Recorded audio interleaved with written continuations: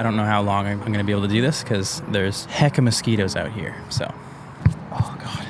This isn't like the end all be all of this. These are just things that I've found to be really helpful in my life and my career. The first one is to make sure that you build your portfolio. I would recommend not to just jump into working for an agency because there's a good chance you won't be able to use the projects on your portfolio. You can get a lot of experience. You can get a lot of experience in the corporate world, in sort of like the freelance world, working with clients and all that stuff. But most of the time, if you're working as like a photographer or a videographer, there's a good chance that you're not dealing with the clients, which can be good. It can also slow you down a lot. I've sort of fallen into the trap of like, this is easy work. I get handed jobs and I just have to go out, film it, edit it, and then deliver it, and that's it. You don't have to deal with the client.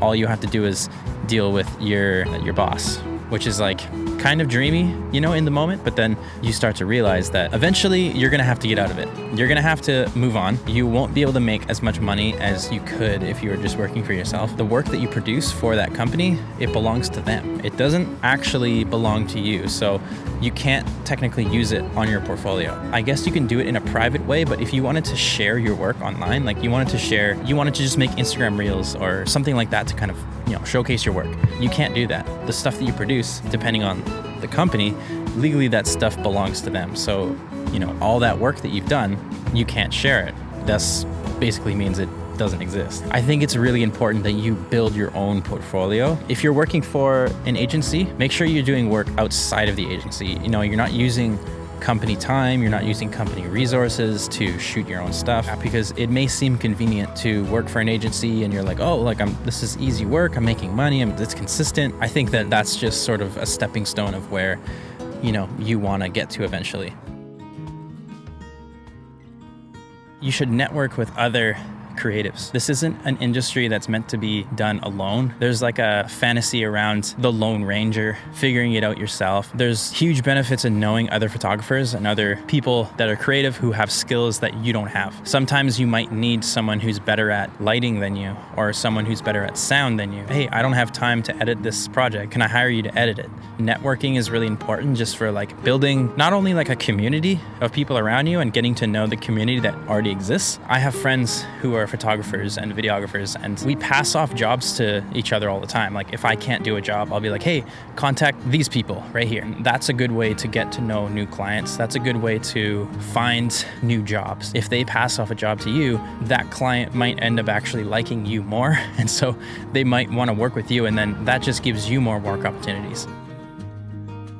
Invest in quality gear. I'm not saying go out and buy like the best stuff you can possibly buy. Invest into things that will last. They're gonna cost a little bit more than you're comfortable with. They're gonna last you at least 5 years. My A7S III is an investment piece. It's gonna last me at least 5 years when I buy it. I'm hoping that it's gonna last me that long because I don't wanna have to get a new camera. Like I want something that's going to look good for 5 years. It's gonna get everything done that I need to get done, and I don't have to worry about upgrading anything. My MacBook Pro, I really wanted that thing to last for 5 years. It's done great. It hasn't slowed down at all. Picking quality lenses is really important too, because I have some friends who they're always switching gear. At the end of the day, the time you're spending trying to fiddle around with this gear and like make it work for you is not really worth the time. It ends up being a waste of time. So those sort of investments are things that you will build over time, but you want those investments to last. You want them to be like completely worth it. Don't just like go out and buy everything because some YouTuber told you to buy it. I'm not even gonna tell you what to buy right now. I'm just gonna say, as you start your career, you're gonna start with not very much. Keep your eyes on things that you want, and then you can eventually buy those things, and you can be like, this is something that I want to buy, so I'm gonna save up for the good thing so that it lasts me and that I can show up to my shoot and feel confident in my gear,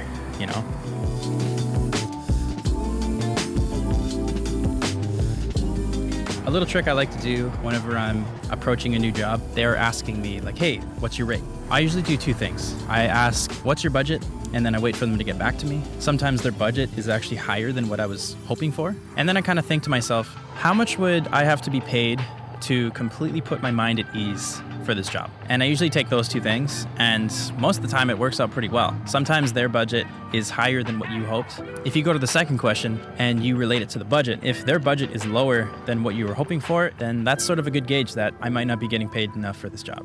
You can either opt out or try to bargain. Instead of asking for more money, you can say, hey, how can we take away some deliverables? You got to be honest. You kind of have to be the professional. You have to say, what can we take away that will still meet your needs, and then I can still work with you? It's a good question to ask if you feel like, oh, I'm not getting paid enough, I don't want to do this job. It'll put you on like a good side. They'll be like, oh, this person knows a lot about the industry, they're professional, they know how to communicate, establish a relationship with the client. And hopefully in the future, they'll tell other people about you, and then that'll just give you more work. So, something to think about.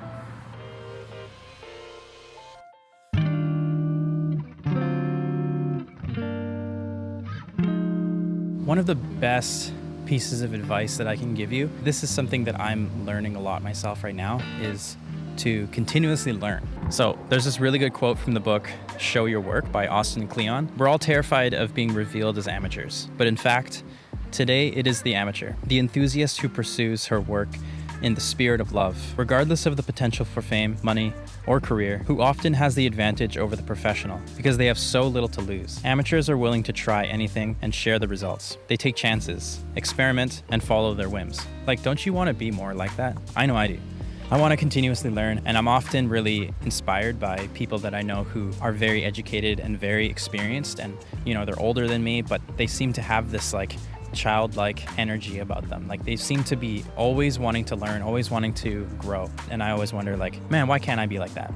And I think it's because it's my obsession with being perfect. There's always this mental block. I get so caught up in perfection. I always want to appear as an expert in my field. I always want to look the part. I get in my head and I start thinking that I am an expert. I need to do expert things. I need to act like an expert. I feel like that limits me, and it makes me do less because I'm so afraid of messing up that I almost end up doing nothing because there's so much on the line. It's all about the mentality. It's all about the energy that you have. If that's encouraging to you, then yeah. Especially with this whole YouTube thing, like I always tell myself like, oh, I know how to film videos. I know how to do this and that. I don't do it because I am so obsessed with making everything look perfect. Overthinking. I'm a textbook overthinker. Okay, so this is a bit of a bonus one, and that is to find a mentor. Find someone who does something that you want to be able to do, whether that's like lighting or sound. Find someone who is in an industry that you want to get into, like you want to get into events or weddings, documentaries. Pick their brain, send them a message. Be like, hey, can I shadow you for a day? Can I carry your bags, help you set up stuff? Most of the time, they're usually okay with that. If you're asking them for teaching, like we should be like paying them in a way, right? Most of the time, I'd just be like, hey, can I just come shadow you for free? Like, I'll help you out. And they'll, who's gonna turn down free assistance? And then while you're on the job, you can pick their brain, ask them like all the questions that you want. You're never too old or too experienced for a mentor. There's always someone out there who's more experienced than you. Don't harass them. Don't be like, hey, like, teach me.